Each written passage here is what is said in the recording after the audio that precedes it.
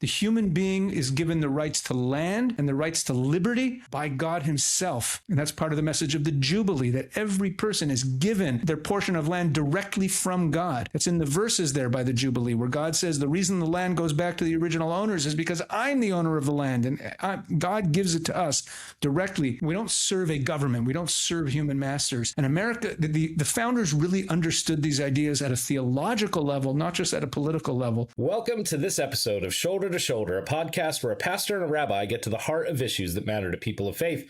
I'm Pastor Doug Reed, here with my friend, Rabbi Pesach Wolicki, and on this episode, we're going to be having a conversation all about America's 250th birthday and our Judeo-Christian roots. Before we jump into our conversation, please like our Facebook page and join our Facebook group, the Shoulder to Shoulder Community, where you can interact with Pesach and myself all week long. The best way to support this podcast is to go on over to Patreon and subscribe to our Shoulder to Shoulder page for just $10 a month. You are helping us bring this message of shoulder to shoulder to more and more people all around the world. As a thank you for your $10 subscription, you get exclusive access to chapter by chapter Bible study beginning in Genesis chapter 1 from Rabbi Pesach and myself. So go on over to Patreon, subscribe to Shoulder for just $10 a month. We are grateful for our sponsor, Israel 365 News, which is the place for you to go and get your news and information before going to anyone else. Go on over to Israel365news.com to check out some of their articles and be sure to read Rabbi Pesach and my columns. Pesach, each and every week, Israel 365 has incredible products and initiatives that they are promoting. What are we promoting for them today? Once again, we are promoting the Israel Truth Network. My friend Charlie Kirk, months before he was killed, wrote a letter to Prime Minister Netanyahu pointing out many of the things that Israel should be doing better in telling its story. And chief among them was an idea Charlie had for something that he called the Israel Truth Network, to push back on the lies that are told about Israel in the media every single day, a rapid response apparatus to combat these lies, to put out user-friendly fact sheets that mention the lie of the day that is going around the internet with well-sourced information that pushes back on the lies. And our mailing list that we're distributing them to is growing. We're on social media, but go over to theisraeltruthnetwork.org. Include the word the, or the, whatever you want to call it, israeltruthnetwork.org, one long word, and click the button in the top right corner and sign up for the Israel Truth Network newsletter. And then you will be well armed to combat the lies that are spreading about Israel on a daily basis. You could become a force multiplier by sharing these fact sheets and really becoming part of the solution to the lies being told about Israel. theisraeltruthnetwork.org. It doesn't cost you anything, and it's a good way for you to participate in the fight for truth about Israel. So important, so make sure you stop by there and get your information today. Well, Pesach, you're looking a little scruffy on the face there. Is there something going on the Jewish calendar that our listeners should be aware of? There is indeed. Just a few days ago was the 17th day of Tammuz. The 17th day of Tammuz begins a 3-week period of mourning for the destruction of the temple that took place back about 2,000 years ago, back in the year 70, when the Romans destroyed the temple. And 3 weeks before the destruction of the temple, they already had started destroying the city of Jerusalem. They breached the walls and started slaughtering people and burning the city. And it took them 3 weeks to finally destroy the temple. So during this entire 3-week period, it's a period of mourning. We don't have weddings and live concerts and things like that don't take place during this 3-week period. And we also observe the custom. Many Jews observe the custom of not shaving during that time, unless there's some need. It's a custom. So if there's something special that comes up that I have to shave for, we do. But it's a custom. And then as we get closer to it, once we get to the first day of the month of Av, which is the last 9 days of this 3-week period, are the first 9 days of the month of Av. On the 9th day of the month of Av was the day of the destruction of the temple, and that's a day of fasting, as was the 17th of Tammuz. And for those last 9 days, the mourning rituals get a little bit stricter. We refrain from eating meat and drinking wine during that time. And so this is a period of mourning to remind us of what befell us 2,000 years ago. And we've discussed that before on the podcast. You can go back and find a previous episode that we spent quite a good deal of time discussing those historical events and the practices around that. Well, Pesach, I got to experience something incredible. So we finished in Missouri and left Missouri and drove to Kentucky. And now there's not a whole lot in Kentucky, but we stopped at the Ark Encounter and Creation Museum by Ken Ham. And it is, for those that don't know, a big biblical sized ark in the middle of Kentucky.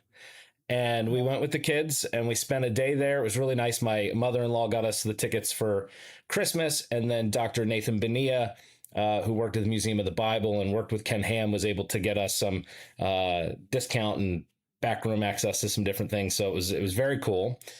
And my kids got to experience all of it, and it was wild. It was the whole time. I just felt like the Jurassic Park music should have been playing. Like, so this is what I want to know. I've heard about this. I've never been there. I have been to the state of Kentucky. I gave a couple lectures at Asbury Seminary there a few years ago, and so I have been there, at least to that part of Kentucky. I've never been to the Ark. I know that they built it according to the dimensions in the book of Genesis so that it is the right size, but I don't know what else goes on there. Could you describe the experience? Is it like, do you have a guided tour? Is there an audio-visual component? Do people explain things? Or you just walk around? What exactly do you see at this site? Sure. So we actually we have a little 9-minute YouTube video on the Reads Are Here where we kind of documented our I gotta go take a look. Time there. I'm behind. So it just uploaded a couple days ago because it took me a little bit to edit because I've been at we're with my mom and my grandma right now. So I've been trying to be present with family and enjoying this space. But so you get there and the Ark sits way, way back. You have to get shuttled to it. So you park and it's just massive, just sitting out there. And then you walk up to it and they have some animals and some different things on the outside that you can take pictures and check things out. But you're kind of leading in and you're going up the zigzag all the way up into the Ark. And then it is huge. I mean, they have thousands of people. And so you just think of all the animals that should be there. And inside is replicas of everything. So they have pens, not with live animals inside. It's all mannequin like animals or plastic figurines, and they have Noah and his family. They have living quarters. They have all sorts of stuff laid out. They have a little area where they would worship. They had all kinds of neat things. And then each deck of the Ark has different portions to it. So they walk you through the 7 days of creation. They walk you through, there's an exhibit on the Ice Age, and they look at a young Earth versus an old Earth theory. They look at one of my favorite rooms was they had all of the flood myths from various cultures that were on display. So you could read a little nugget about it, and they had videos and they had other stuff. So you had Gilgamesh, and you had the Akkadian flood narrative. You had the Native American flood narrative, and literally all over the world have these flood narratives and various similarities, but that a flood, whether local or global, destroyed things, and the deity saved one person. So I found that very fascinating. But yeah, we went through and they had everything from what it was made of. They had all kinds of background on the technology that would have been available to Noah. So this is probably how things would have been. This is how he would have stored the animals. This is how they would have gotten enough feed and water. And much of it, when it was biblically based, they would have a verse on the wall and say, this is what God said, so this is what we have displayed. And then other times where the Bible doesn't say exactly how the animals were stored or what the living quarters were like. Essentially, they would say, based on the time period and the technology available, this is what we would speculate it looked. There's an educated guess as to what it could have looked like. And we found it very fascinating. So it's a lot of stills. They have several video ports and presentations and various things that take place all day long. Every 30 minutes, they have somebody doing a different display. You could spend, I could see a full 2 days there, just taking it all in. It's a lot of stuff. We spent about 3.5, 4 hours and saw the major highlights, ate lunch, and then they have a small zoo that's there as well with various animals. Yeah. And then I want to get this is very controversial. My kids were debating this. I was struggling with it a little bit because I had not seen this theory presented as they presented it almost as fact. but they had dinosaurs on the ark. And it took me back a little bit. And I get, the philosophy of the young earth theory and all of that. But they had like pterodactyls in a cage. And my kids were like, huh? And we were having this whole discussion around it. So they had some theories placed throughout on, the dinosaurs and were they around? And if you're a young earth person, Noah would have had dinosaurs on the ark and etc. What does Pesach think about dinosaurs on the ark? It took me back. One of the murals, I was like, interesting. I honestly have zero opinion of this because it's never even once crossed my mind until this moment. So until I walked in. I'm just going to be straight with you. I don't have a ready-made opinion on this matter. I don't really have an opinion on the dinosaur thing. But on a serious note, when it comes to this whole issue of the age of the earth and earthly years versus some other way of counting time before there was humans, or all these different, and all of the debate about, how literally do we take the creation story and age of the earth. I'm going to say something that maybe our longtime listeners won't be surprised by this being my opinion, but I actually find this to be an interesting but not very consequential topic. A lot of people take it super seriously, as though the entire veracity of the Bible is riding on it. My attitude is that it literally does not matter. Like, if we're arguing about the future, we're arguing about eschatology, about what the end game looks like. So that has much more practical value, because what end goal are we working towards? Sure. But if we're talking about a seminal event that shapes who we are, the Exodus from Egypt, the giving of the Torah at Sinai, or something like that, so that also, it matters what took place there, because that's an event that shapes us, and if it's true or not true has implications. On the question of the age of the earth and dinosaurs and such things, people look at that as though the entire legitimacy of the truth of the Bible rests on that, because they mistake literalism for truth, and they're not the same thing. There are allegorical passages in the Bible. There are. And where you draw the line about what's an allegorical passage or an allegorical description of something and what isn't, and before there's a human being, those first 6 days of creation, what those days actually were. How do you count those days? These are all the types of questions that, again, lots of ink has been spilled over the years. Books have been written, people fighting on either side, calling each other heretics. This goes back centuries and centuries. And frankly, when I think about theology and about the Bible and about these things, whether God is teaching us lessons through the narrative of creation, even if it's not literal, or if it is literal, the purpose of the Bible is not to teach us science anyway. It's to teach us how to live our lives best. It's God's truth.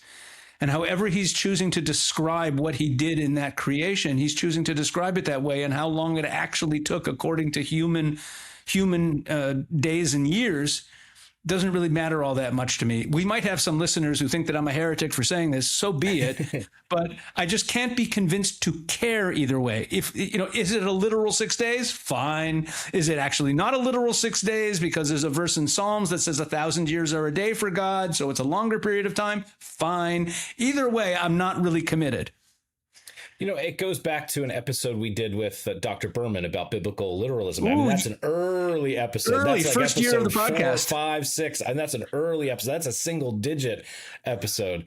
And Dr. Berman talked about biblical literalism. And I think for a lot of Christians, we are, especially evangelicals, we are taught to take the Bible literally. And so that is why I think the Creation Museum, the Ark Encounter, it draws tens of thousands of tourists, probably hundreds of thousands of tourists a year, Christian tourists coming because they literally take the Bible. They see it as a young earth theory. And I really think it would be we should dive back into an episode like that on this topic, because I think a lot of our Christian audience will think you're a heretic. And I think it would be fun to spar a little bit and have somebody on that perhaps we can have two guests on, one that is biblical literalism and one that is, looking at things through the allegorical lens. It'd be fun to flesh that out a little bit. Yeah. And just a final word on this, just so people don't look at me too badly, too negatively as too much of a heretic. There's a difference between taking the Bible literally and taking it seriously. And Correct.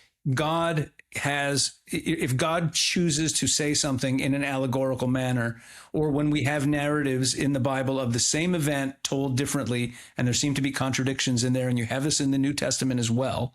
Correct. And people start to tie themselves up into knots. And as Dr. Berman pointed out, and for those of you who don't know, this is Rabbi Dr. Professor Joshua Berman from Bar-Ilan University. He's a world-renowned biblical scholar, a devout Orthodox Jew, a great scholar.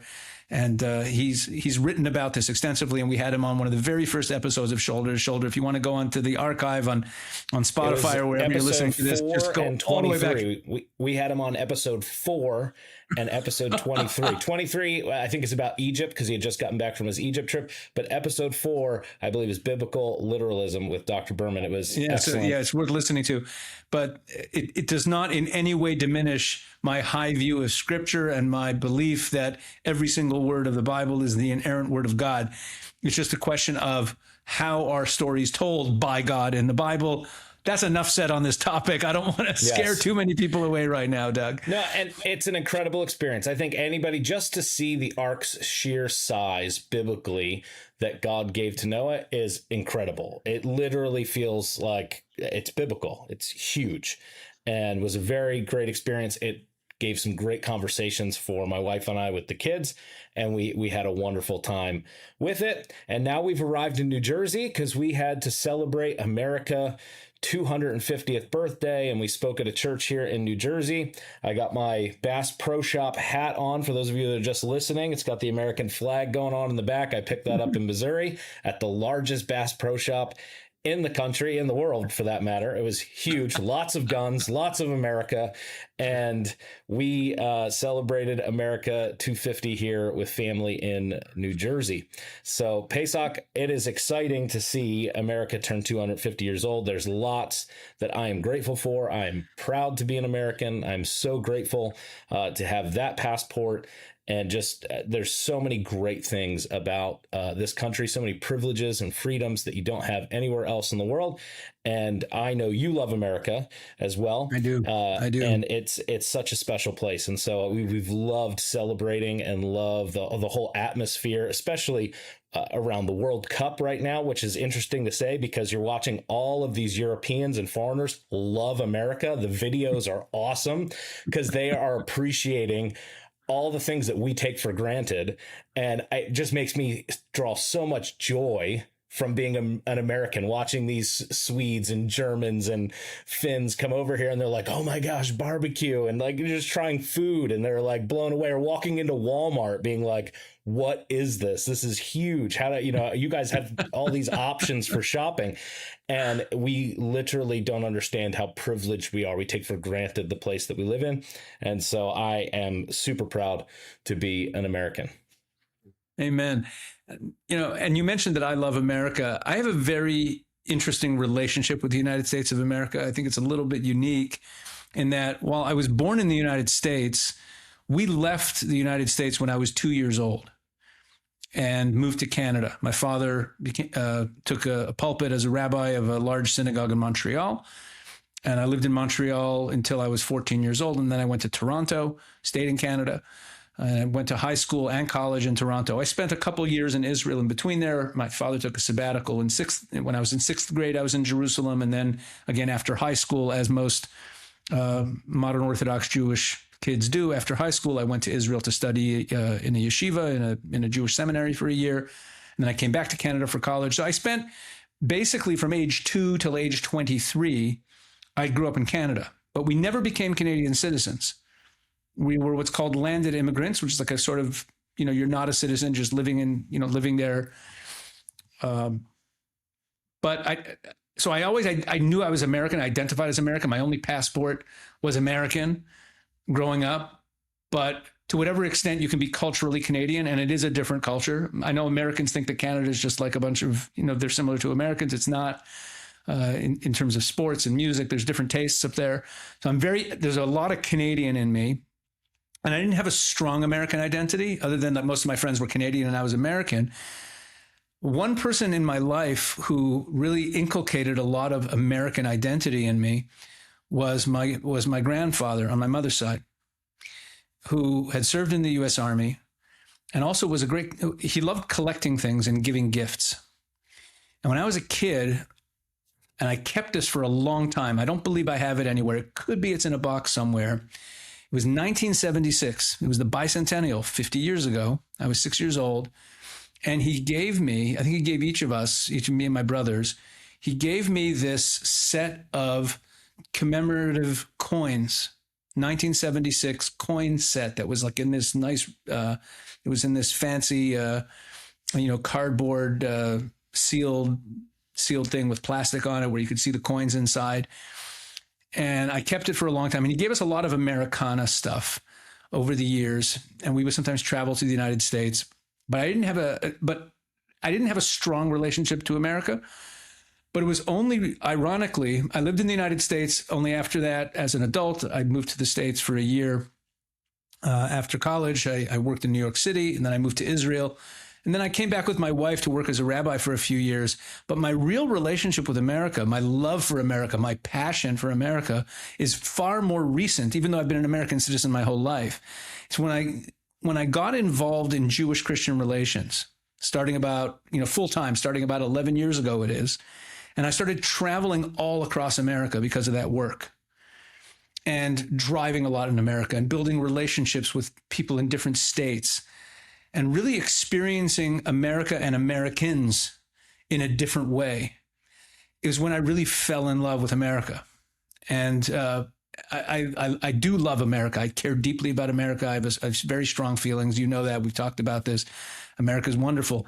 So it's an interesting relationship because, yes, I've been American my whole life, but my real passion, my passionate love for America, my appreciation for America has really come through my relationships with so many different types of Americans in all different parts of the country. So now I'm at a point that in many different states all over America, I have intimate relationships, good friends of mine, communities that I speak to on a regular basis where I know people, and it gives me a sense of connection wherever I am in America. So I love the place. Well, it's beautiful. And I think it's been so interesting to watch as this birthday has arrived, this anniversary at 250 years, because you have a whole bunch of people that live here that really don't like the country.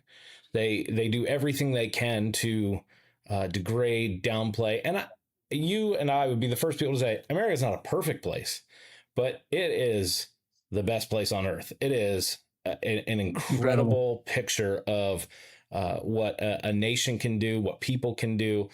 And I just look at our history with all of its warts, all of its issues, and I still look back with incredible fondness and appreciation for the sacrifice and the blood that was shed and all of that for what we have today. Like, I'm so glad for my kids, for my wife. I know it sounds like I'm over the top with this, but genuinely, like the patriotism that we feel, it comes from a real deep place because the founders cared deeply for the spirit of the place, for the heart behind things. It was built on biblical values. It's a Judeo-Christian root system.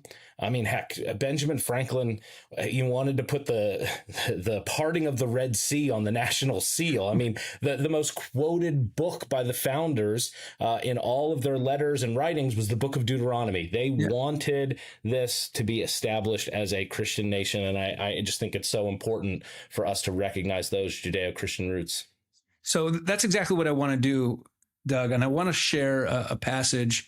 I might have shared it on the podcast once before. I might have read this, but I want to share a passage that I find to be such a powerful explanation, an expression of that biblical idea that undergirds everything America is.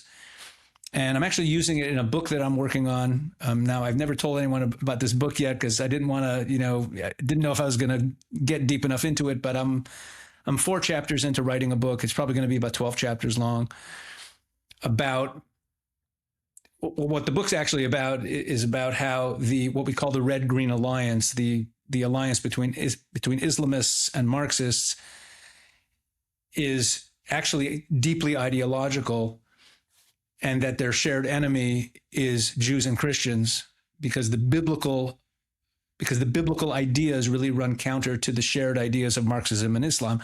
I don't want to get into that now. I'm working on the book. The outline's all done. I'm writing the chapters. But in one of the chapters of the book, I quote this passage from a book called Little Town on the Prairie by Laura Ingalls Wilder, from the Little House on the Prairie series. And I came across this passage when I was reading a bedtime story to one of my daughters many years ago, more than a decade ago, when my youngest daughter was young enough to be getting bedtime stories. My wife decided that instead of reading a different little story every night, she would go through chapter by chapter the entire Little House series. And occasionally I would put my daughter to bed and I'd pick up the book, and wherever the bookmark was, I'd read that chapter. So I have not read the series, but I've read occasional chapters scattered through it.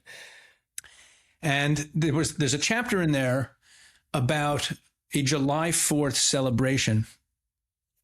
And I think according to the chronology of what she's describing, it took place in 1881 in De Smet, South Dakota, where Ma and Pa and Laura and Mary lived. Their homestead was nearby. So Laura was 14 years old at the time. And she describes standing at this July 4th celebration in De Smet. They go into town for the July 4th celebration. And the Independence Day celebration in De Smet, they did something that a lot of Americans did for many years on July 4th, but I understand has fallen out of custom, which is that they would have a public reading of the Declaration of Independence. People would gather in the town square, and there would be a public reading of the Declaration of Independence. They would sing. There was no national anthem yet. The Star-Spangled Banner only became the national anthem much later. And there were different songs that people considered kind of like a national anthem that would be sung. So that's what she describes. And I want to read you this passage because it's remarkable. So this passage opens with the lyrics of one of the stanzas of the song, America, My Country, 'Tis of Thee, which is sung, my country, 'tis of thee, sweet land of liberty, of thee I sing, the song, right? Yes. So here's the passage. My country, 'tis of thee, sweet land of liberty, of thee I sing. Long may our land be bright with freedom's holy light. Protect us by thy might, great God, our King. And then Laura writes, the crowd began to scatter, but Laura stood stock still. Suddenly, she had a completely new thought. The declaration and the song came together in her mind, and she thought, God is America's king. She thought, Americans won't obey any king on earth. Americans are free. That means they have to obey their own consciences. No king bosses Pa. He has to boss himself. Why, she thought, when I'm a little older, Pa and Ma will stop telling me what to do, and there isn't anyone else who has the right to give me orders. I will have to make myself good. Her whole mind seemed to be lighted up by that thought. This is what it means to be free. It means you have to be good. Our Father's God, author of liberty. The laws of nature and of nature's God endow you with the right to life and liberty. Then you have to keep the laws of God, for God's law is the only thing that gives you a right to be free. That's the passage. And I remember I was reading it to my daughter. She must have been 5 years old or something. And I just stopped reading because I was thinking about it. I mean, it's like a theological discourse. Yeah. I just want to sum up what she says there. It's brilliant. What she says there is, when we recognize that God is our king, when we have faith in God, that faith means that we are liberated from serving any human master. But that liberty becomes responsibility. It makes demands on us, because if we answer only to God, but we chose that, we chose to answer only to God, but once we answer only to God, it's our responsibility to steward our lives accordingly, because no one else is in charge of us. We're in charge of ourselves. That places the responsibility on us. It also speaks, even though she's writing this about something in 1881, people didn't think about this at the time, but if you think about what big government and socialism and those other types of systems are, is they're actually removing responsibility from the individual. But at the same time, they also limit freedom. Those two things go together. So America is both a land of freedom. It's also a land of responsibility. I mean, this is because it's really good. They go together. It's a really beautiful passage.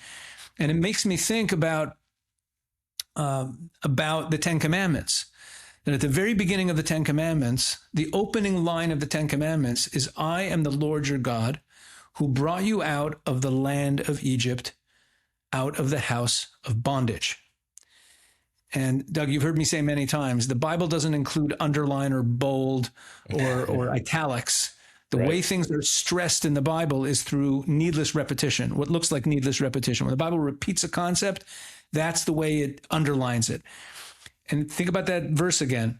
I am the Lord your God who brought you out of the land of Egypt, out of the house of bondage. This is Exodus 20.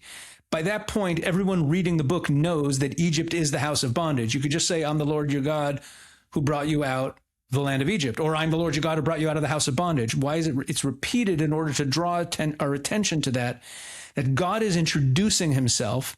He doesn't introduce himself by saying, I'm the Lord your God who created heaven and earth. He doesn't say, I'm the Lord your God, God of your forefathers, Abraham, Isaac, and Jacob. Those would have been very fine ways for God to introduce himself. They would have struck us as very biblical. Sure. And he uses that elsewhere, correct. But here, God introduces himself specifically, I am the Lord your God who brought you out of the house of Egypt, out of the house of bondage. In other words, God is saying, I liberated you. I gave you liberty.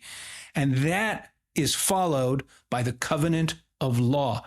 It really expresses exactly what Laura is saying here. This is what she writes in that book for kids is a very deep theological concept.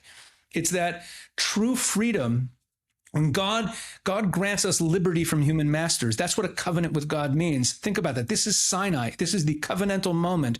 And God's opening words are, I liberate you from human masters. And what does that then mean? It means that we can enter a covenant, because you're not just a slave who's going to submit.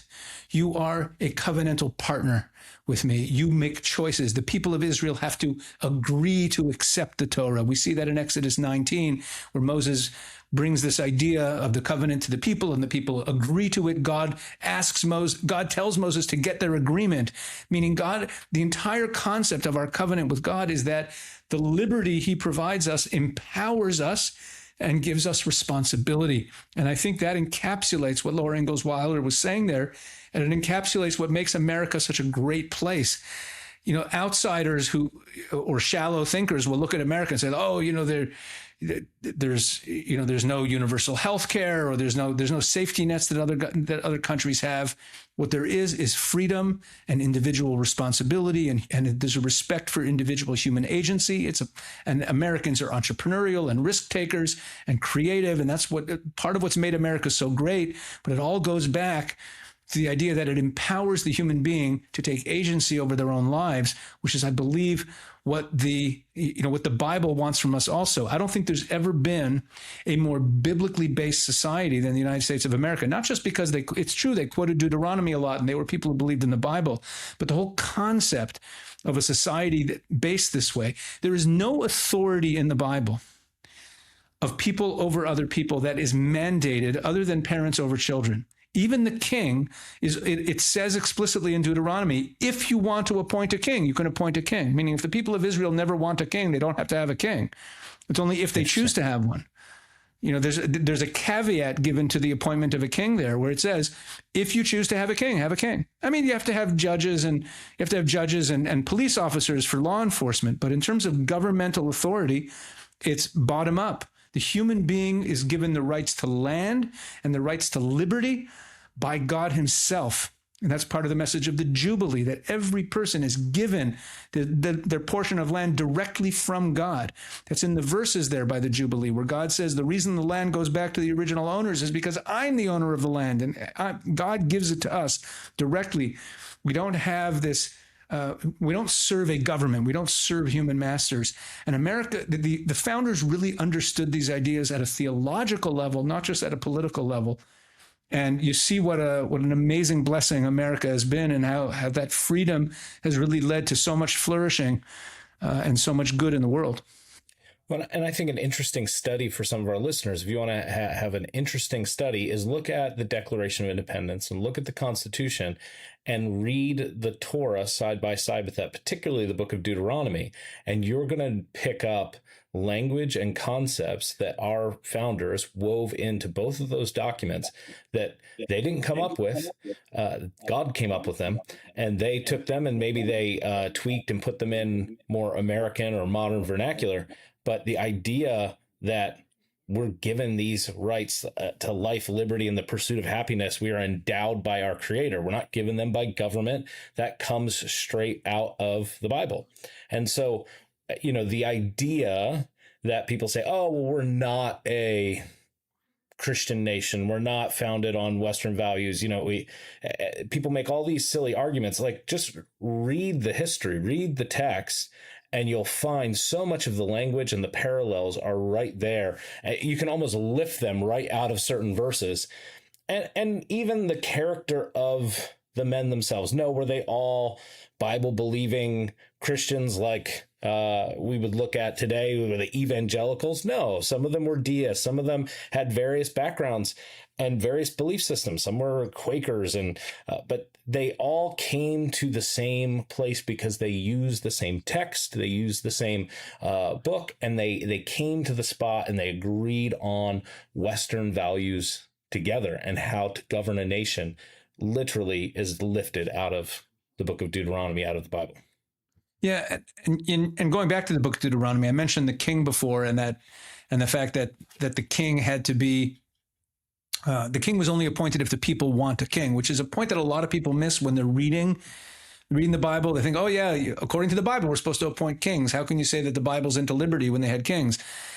But because we're modern people and we live in the age of, after the age of kingdoms of the ancient world, that we lose sight of how radical what the Bible was actually saying is. Because in that passage where it talks about appointing the king, and it says, when you come to the land and you say, I will appoint a king upon myself like all the nations around me, then you should appoint a king. And that's where it literally says it's only when the people want it. But then what follows is a series of laws about the king that to an ancient person in the ancient Near East would have seemed insane. They talk about how the king can't have too many wives, he can't accumulate too much money, he can't accumulate too many horses, and he has to write a book of the Torah, a book of law, and read from it every day so that he not think of himself as high or as above his brethren. What? The king is supposed to not think of himself as above his brethren? And the king is subject to the same laws as everyone else. So all of the rules for a king there are the people appoint him only when they want one, not too much money, not too many horses, not too many wives, and make sure you stay humble and you don't think that you're better than everyone else. That's like if you were living in a different country, in a different nation in the ancient world where there were the kings were the law. Anyone insulted them, off with your head. It was a completely different world. So if you're living at the time that the Torah was written, or you're living 3,300 years ago, and you read that passage, how it describes a king, you're like, whoa, this is not even really a king. Yeah. All it does is limit his power. So the concept of limited government, the concept of the consent of the governed, all comes from there. It all comes directly out of the Bible. So I have to ask, Pesach, not to totally pivot off this topic, but Israel and Israelis are a pretty appreciative and pretty big fans of the United States. I saw at Big the, time. I believe it's the Maccabi games that when the American teams came in, they did the opening processional. They got like a standing ovation. Everybody was very appreciative. They were there with America's 250th birthday. I saw on the walls of the old city, they had American flags. I saw a lot of appreciation. Was there any particular celebrations in Israel or things you were aware of that went on, or just individuals celebrating America? Yeah, there's individuals celebrating in some places in Israel. You'll see American flags up in honor of the 250th. Right now I'm in Ashkelon, and driving into Ashkelon, there were American flags lining the streets just to honor America for the 250th. But yes, Israelis love the United States of America. Israelis are extremely grateful to the United States of America. I know the Prime Minister Netanyahu put out a video the other day thanking America and expressing his his good wishes to Americans. Yeah, Israelis do have a great appreciation for America. You know, when I occasionally walk around with a Trump shirt, a very patriotic Trump shirt from the campaign. I have a couple of them, and I'll only get positive comments. And that's not just about Trump; it's about America. From the Israeli perspective, they don't get into the weeds of all the infighting over Trump. To them, he's just this great president in America who's done wonderful things for Israel, and people express that gratitude all the time. Absolutely. Israelis are extremely, extremely grateful for America, which is also a lesson to the haters out there who are always complaining about Israel. Yes, there is, and we've talked about the aid and we've talked about what the relationship is, but just recognize also you have a lot of countries in the world that get a lot of help from America, and you don't see much gratitude. You know, you think about how the NATO countries treated America during this war.